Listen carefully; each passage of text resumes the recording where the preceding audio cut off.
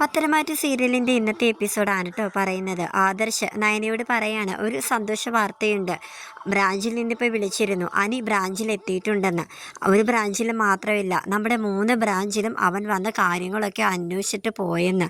ഇനി മുതൽ അവൻ നല്ല രീതിയിൽ മുന്നോട്ട് പോകുന്ന എനിക്ക് തോന്നുന്നത്. ഇനി നന്ദുവിനെ മനസ്സിലിട്ട് ഓർക്കാനൊന്നും അവന് സമയം കാണത്തില്ല. എനിക്ക് തോന്നുന്നത് SP ആയിട്ടുള്ള വിവാഹം ഉറപ്പിച്ചത് കൊണ്ട് പതുക്കെ പതുക്കെ ഇനി അവൻ നന്ദുവിനെ മറന്നോളും. അതുകൊണ്ടാണെന്ന് തോന്നുന്നു അവൻ വീണ്ടും പഴയതുപോലെ ബ്രാഞ്ചിലേക്ക് എത്തിത്തുടങ്ങിയതെന്ന് എൻ്റെ മനസ്സ് പറയുന്നത്. ഇങ്ങനെ ആദർശ നയനയും കൂടെ ഇങ്ങനെ സംസാരിക്കുകയാണ് കേട്ടോ. അങ്ങനെ സംസാരിച്ചുകൊണ്ടിരിക്കുന്നതിൻ്റെ ഇടയിൽ ആദർശിൻ്റെ അച്ഛൻ ഫോൺ ചെയ്തിട്ട് പെട്ടെന്ന് അനന്തപുരിയിലേക്ക് എത്തണമെന്ന് പറയുകയാണ്. അങ്ങനെ ആദർശും നയനയും കൂടെ അനന്തപുരിയിൽ വരുന്നുണ്ട്. അങ്ങനെ ആദർശിൻ്റെ അച്ഛൻ പറയുകയാണ്, അനാമികയും വേണുവും കൂടെ അനിക്കെതിരെ മാത്രമല്ല, നമ്മുടെ വീട്ടുകാർക്കെതിരെ ഗാർഹിക പീഡനത്തിന് കേസ് കൊടുത്തിരിക്കുകയാണെന്നുള്ള കാര്യം പറയാണ് കേട്ടോ. നമ്മുടെ മുത്തശ്ശിയും വരെ അവർ വെറുതെ വിട്ടിട്ടില്ല എന്നുള്ള കാര്യം പറയുകയാണ്. ആദർശ് ഇങ്ങനെ ദേഷ്യം കൊണ്ട് നിൽക്കുകയാണ്. അനാമിക നമ്മളെയും നമ്മുടെ കുടുംബത്തെയും തകർക്കാൻ തന്നെ നിൽക്കുകയാണ്, വെറുതെ വിടത്തില്ല അവളെ എന്നൊക്കെ ഇങ്ങനെ പറയുകയാണ് കേട്ടോ. അങ്ങനെ പെട്ടെന്ന് തന്നെ അനീനെ ഫോൺ ചെയ്ത് വരുത്തുന്നുണ്ട്. അനിയാണെങ്കിൽ നന്ദുവായിട്ട് ഒരു സ്ഥലത്ത് ഇങ്ങനെ ഇരിക്കുകയാണ് കേട്ടോ.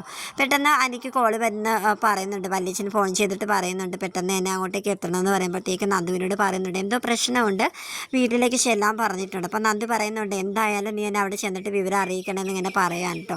അങ്ങനെ നന്ദു അവിടെ നിന്ന് പോവുകയാണ്. അങ്ങനെ അനി നേരെ അനന്തപുരിയിലേക്കും വരുന്നുണ്ട്. അപ്പോൾ അവിടെ ചെല്ലുമ്പോഴത്തേക്കും അനി കാര്യങ്ങൾ തിരക്കുമ്പോഴത്തേക്കും അനാമികയില്ലേ, അവൾ ഗാർഹിക പീഡനത്തിന് കേസ് കൊടുത്തിരിക്കുകയാണെന്ന് ഇങ്ങനെ പറയാനുണ്ട്. അപ്പോൾ അനി പറയുന്നുണ്ട് എന്ത് വന്നാലും കുഴപ്പമൊന്നുമില്ല, ഞാൻ ജയിലിൽ പോയി കിടന്നാലും കുഴപ്പമൊന്നുമില്ല, ഞാൻ അവളെ വെറുതെ വിടത്തില്ല എന്നൊക്കെ ഇങ്ങനെ പറയാൻ കേട്ടോ. നീ മാത്രമല്ല ഞങ്ങളെല്ലാം ഉൾപ്പെടുത്തിക്കൊണ്ടാണ് അവൾ ഗാർഹിക പീഡനത്തിന് കേസ് കൊടുത്തിരിക്കുന്നത് എന്ന് പറയുകയാണ്. അങ്ങനെ ദേവ്യാനി പറയുകയാണ്, അത് വേറൊന്നുമല്ല, അവളെ ചൊടിപ്പിച്ചത് കൂടുതലും ആ വേണുവിനെ പോയി അച്ഛൻ തല്ലിയില്ലേ, അതുകൊണ്ടാണ് അവർക്ക് ഇത്രയും ദേഷ്യം വന്നത്. അതുകൊണ്ടാണ് ഉടനെ തന്നെ പോലീസ് സ്റ്റേഷനിൽ പോയിട്ട് നമുക്ക് എല്ലാവർക്കും എതിരെ കേസ് കൊടുക്കാനായിട്ട് കാരണം, ഈ അച്ഛൻ്റെ കാര്യം ഒന്നും പറയണ്ട എന്നൊക്കെ ഇങ്ങനെ പറയാണ് കേട്ടോ. അനി വളരെ ദേഷ്യത്തോടു കൂടിയും അതുപോലെ തന്നെ സങ്കടത്തോടെയും അവൻ പറയുകയാണ്, കുറച്ച് നാളെങ്കിലും അവൾ എൻ്റെ ഭാര്യയായിട്ടല്ലേ ഈ വീട്ടിൽ കഴിഞ്ഞത്, ഞാനല്ലേ അവളെ വേണ്ടാന്ന് വെച്ച് വീട്ടിലേക്ക് അയച്ചത്. എന്തെങ്കിലും ദേഷ്യം ഉണ്ടെങ്കിൽ അവൾക്ക് എൻ്റെ പേരിലല്ലേ അവൾ കേസ് കൊടുക്കേണ്ടിയിരുന്നത്. എന്തിനാണ് ഈ കുടുംബത്തിലുള്ള എല്ലാവരെയും അവൾ പ്രതിക്കൂട്ടിൽ ചേർത്തത്? എനിക്കറിയാം അവളുടെ അച്ഛൻ്റെയും ഉദ്ദേശം, ഈ കുടുംബത്തിൻ്റെ നാശമാണ് അവർ ആഗ്രഹിക്കുന്നത്. അവളെ ഞാൻ വെറുതെ വിടാൻ ഉദ്ദേശിക്കുന്നില്ല.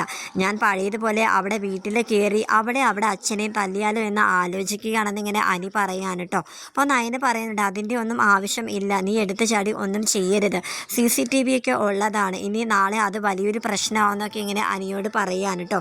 അങ്ങനെ അനിയാണെങ്കിൽ ഞാൻ മുത്തശ്ശീനെ ഒന്ന് പോയി കാണട്ടെ, പാവം മുത്തശ്ശീനെ വരെ അവർ വെറുതെ വിട്ടിട്ടില്ലല്ലോ, അവരുടെ പേര് വരെ അവരെ കൂട്ടിച്ചേർത്തില്ല എന്ന് പറഞ്ഞ് അനി മുറിയിലേക്ക് ചെന്ന് മുത്തശ്ശിയായിട്ട് സംസാരിക്കുന്നുണ്ട് കേട്ടോ. അങ്ങനെ മുത്തശ്ശിയോട് അനി ആശ്വസിപ്പിക്കുന്ന രീതിയിലുള്ള സംസാരിക്കുകയാണ്. അങ്ങനെ മുത്തശ്ശി പറയുന്നുണ്ട്, എന്നാലും മോനെ ഒരു തെറ്റും ചെയ്യാതിരുന്ന എന്നെ വരെ അവൾ പ്രതിക്കൂട്ടിൽ ചേർത്തല്ലോ, എന്തായാലും നമുക്ക് എല്ലാവർക്കും അത് ഫേസ് ചെയ്താലേ പറ്റത്തുള്ളൂ, അവർ പറയുന്ന തുക നമുക്ക് കൊടുക്കണം, അല്ലാതെ ഇതിൽ നിന്നും തല ഊരി പോകാനായിട്ട് പറ്റുന്നില്ല. മുത്തശ്ശനും അത് തന്നെയാണ് പറയുന്നത്, കൂടുതൽ പൈസ ചോദിച്ചത് കൊണ്ടാണല്ലോ വേണുവിൻ്റെ മുത്തശ്ശൻ അടിച്ചതും. ഇനി എന്തായാലും അവർ ചോദിക്കുന്ന പൈസ കൊടുക്കാം, അതല്ലാതെ നമുക്ക് വേറെ മാർഗ്ഗമൊന്നുമില്ല എന്നിങ്ങനെ പറയാൻ കേട്ടോ. പക്ഷെ അനി അതിനെ സമ്മതിക്കുന്നില്ല. വേണ്ട മുത്തശ്ശി, എന്താ വേണ്ടെന്നൊക്കെ എനിക്കറിയാം എന്ന് അനി ഇങ്ങനെ പറയുകയാണ് കേട്ടോ. പിന്നീട് അനിയുടെ അച്ഛനും വല്യച്ഛനും കൂടി ഒരു വക്കീലിനെ പോയി കാണുന്നുണ്ട്. ഇതുപോലെ അനാമികയും അവിടെ അച്ഛനും കൂടി ഗാർഹിക പീഡനത്തിന് കേസ് കൊടുത്തിരിക്കുകയാണ്, ഞങ്ങളുടെ കുടുംബത്തിലെ എല്ലാവരെയും പ്രതിക്കൂട്ടിൽ ചേർത്തിട്ടുണ്ട് എന്നിങ്ങനെ പറയാൻ കേട്ടോ. അങ്ങനെ വക്കീൽ ഓരോരോ ലവ് പോയിൻറ്റ്സും കാര്യങ്ങളൊക്കെ പറഞ്ഞു കൊടുക്കുന്നുണ്ട്. പിന്നെ ഗാർഹിക പീഡനം എന്ന് പറയുമ്പോൾ തന്നെ കുടുംബത്തിലെ എല്ലാവർക്കും എതിരെ കേസ് കൊടുക്കാം, ആ കേസിൻ്റെ ഡെപ്ത് എത്രത്തോളം ഉണ്ടെന്ന് അത് കോടതിയിൽ അവർ തമ്മിലുള്ള വാദത്തിൻ്റെ ഇടയിൽ നമുക്ക് മനസ്സിലാവത്തുള്ളൂ. പിന്നെ അവർ ചോദിക്കുന്ന തുക അത് എത്ര കോടിയാണെങ്കിലും നമുക്ക് ചിലപ്പോൾ അത് കൊടുക്കേണ്ടി വരും. ഞാൻ ഈ കേസിൽ 100% ഉറപ്പ് ഞാൻ പറയുന്നില്ല എന്നൊക്കെയാണ് കേട്ടോ വക്കീൽ പറയുന്നത്. ഇതേ സമയം അനാമികയും വേണും കൂടി പറയുന്നുണ്ട്, കേസ് നമ്മുടെ വക്കീൽ നമ്മളെ ചതിക്കുകയില്ല എന്നുള്ള സംശയം ഇല്ലാതില്ല, കാരണം നമുക്ക് കിട്ടുന്ന തുകയിൽ നിന്നും 25% വക്കീലിന് കൊടുക്കണമെന്നാണല്ലോ പറയുന്നത്. അതിനെക്കാട്ടും കൂടുതൽ തുക മൂർത്തീസ് ഗ്രൂപ്പുകാർ കൊടുക്കുകയാണെങ്കിൽ അങ്ങേര് ആ വക്കീൽ അപ്പുറത്തോട്ട് തിരിയില്ല എന്ന് ആര് കണ്ടു എന്നിങ്ങനെ അനാമിക പറയുന്നുണ്ട്. വേണു അപ്പോൾ മോള് പറഞ്ഞത് ശരിയാണ്, അയാൾ അങ്ങനെ കണ്ണടച്ച് അടച്ച് വിശ്വസിക്കാനൊന്നും പറ്റത്തില്ല. പക്ഷേ നമുക്കിപ്പോൾ ഈ ഒരു അവസരത്തിൽ അങ്ങനെ വിശ്വസിച്ചാലേ മതിയാവത്തുള്ളൂ. അല്ലെങ്കിൽ നമുക്ക് വേറൊരു വക്കീലിനെ കണ്ടുപിടിച്ച് കേസിൻ്റെ കാര്യങ്ങളൊക്കെ പറഞ്ഞു വരുമ്പോഴത്തേക്കും ഒരുപാട് സമയം വൈകിയിരിക്കും മോളെ. എന്തായാലും ഇത് എവിടം വരെ പോകും എന്ന് നമുക്ക് നോക്കാം എന്നിങ്ങനെ വേണും അനാമികയും കൂടി ഇങ്ങനെ ചർച്ച ചെയ്യുകയാണ് കേട്ടോ.